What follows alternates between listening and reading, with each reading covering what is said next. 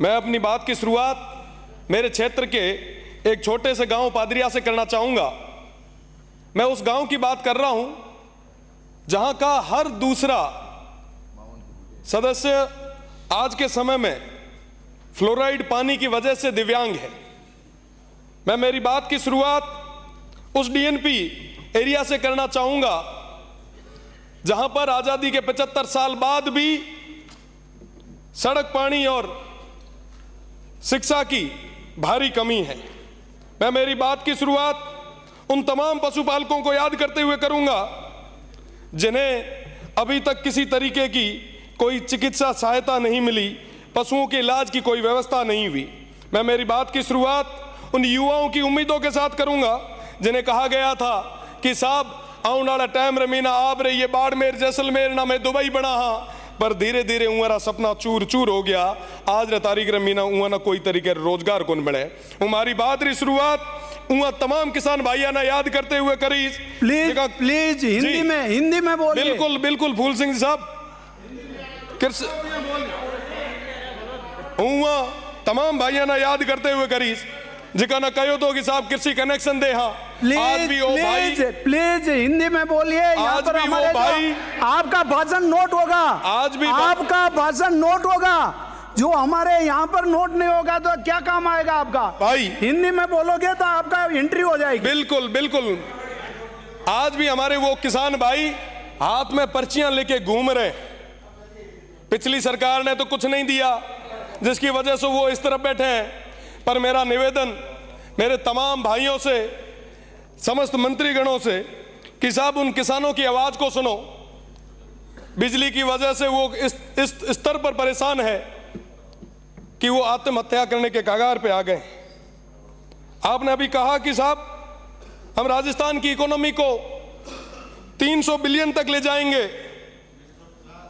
350 बड़े भूल गए जो ऐड कर दा डॉलर और लगाओ 350 बिलियन डॉलर।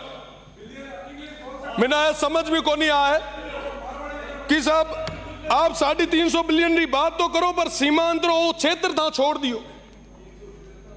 आप बात करो प्लीज 350 बिलियन सदस्य पर आपने तमाम क्षेत्र को रिकॉर्ड में लेने के लिए प्लीज सदस्य प्लीज आप रिकॉर्ड में करने के लिए हिंदी में बोलोगे तो आपका हर लफ्ज नोट हो जाएगा।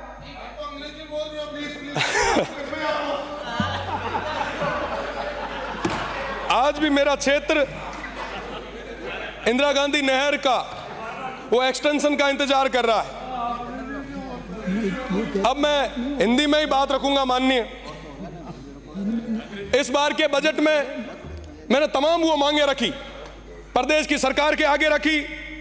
इन्होंने सुझाव मांगे, भर भर के सुझाव मैंने भेजे, पर एक भी जगह बजट में शिव विधानसभा का नाम नहीं डाला गया। मेरे शिव विधानसभा की तमाम उन जनता ने पूछा, उन भाइयों ने पूछा, उन बुजुर्गों ने पूछा कि साहब क्या हुआ, शिव का नाम क्यों नहीं आया। मैंने कहा साहब यहाँ बड़ो दौरो लागो कि यहाँ पे एमपी रो चुनाव लड़े आया। मैं आपसे ही था, मैं कोई और नहीं था, कहीं और से नहीं आया था। कोई अगर रीस हुए तो मारे हम काटो, मारे हुए लोगों कहीं कौन बिगाड़ी हुए। इस बजट में आपने सीमांत के उन लोगों को नकार के उनके साथ एक कुठाराघात किया है। हम किसके लिए मांग रहे थे साहब?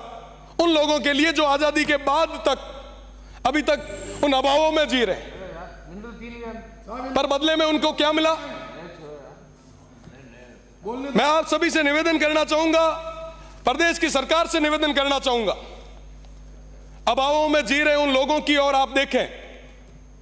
देश मजबूत तब होगा, बॉर्डर मजबूत जब होगा जब वो सीमांत के क्षेत्र के लोग वो मजबूत होंगे। उन युवाओं को रोजगार मिलेगा, उन किसान भाइयों को बिजली मिलेगी, चिकित्सा मिलेगी।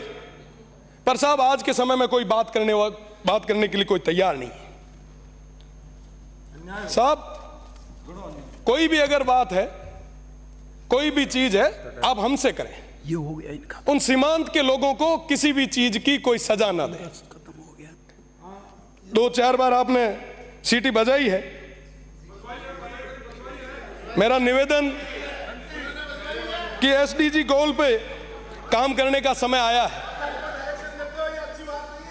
मैं आपसे निवेदन करना चाहूंगा कि आने वाले समय में उन सीमांत के लोगों का विशेष ध्यान रखें। साथ ही साथ शिक्षा और चिकित्सा में हालात बद से बदतर होते जा रहे हैं। सारी सीटें खाली पड़ी है। पानी की कमी इस स्तर पे है कि जो नर्मदा स्कीम 2017 में पूरी होनी थी वो अभी तक पेंडिंग चल रही है। जल जीवन मिशन की अगर मैं बात करूं तो जल जीवन मिशन अभी तक धरातल तक पहुंच ही नहीं पाया है। काम आधा अधूरा है, कोई मॉनिटरिंग किसी स्तर की नहीं है। भ्रष्टाचार की अगर मैं बात करूं तो गडरा ब्लॉक की अगर मैं बात करूं, सिर्फ एक गडरा ब्लॉक जो सीमांत का आखिरी ब्लॉक है, वहां पे डिस्कॉम में INJN से लेके नीचे स्टोर कीपर तक सब भ्रष्टाचार में लिप्त है। कोई सुनने वाला नहीं है। किसान आज खून के आंसू रो रहा है। मेरा निवेदन है कि उस गडरा ब्लॉक में जो कहीं ना कहीं सीमांत क्षेत्र पे है वहां पे एक बस स्टैंड की जरूरत थी। मैंने कई बार आपकी सरकार से निवेदन किया कि वो देश का आखिरी बस स्टैंड है, आप बनवाएं। छोटी छोटी चीजें हमारे वो जो लोग हैं वो मांग रहे थे, पर आप वर्तमान के इस बजट में दे नहीं पाए। मुझे लगता है साहब कि ये हमारे लिए निराशाजनक बजट रहा। मैं कहना चाहूंगा हमारे लोग काफी परेशान हैं। उन्होंने कहा कि उस क्षेत्र में जाके, उस सदन में जाके कहिएगा जरूर। एक लाइन जो मैं विद्यार्थी परिषद में आता हुआ टाइम कहा करता कि कदम कदम पर लड़े थे तुमसे, कदम कदम पर लड़ेंगे तुमसे, दम है कितना दमन में तेरे, देख लिया है देखेंगे। वो तमाम लोग आज भी तैयार है। मेरा निवेदन रहेगा कि सड़क से सदन तक की इस लड़ाई को आगे ना बढ़ाएं। उन तमाम हमारे सीमांत की लोगों की आवाज को सुने, आप सुविधाएं दिलाएं। बहुत बहुत धन्यवाद।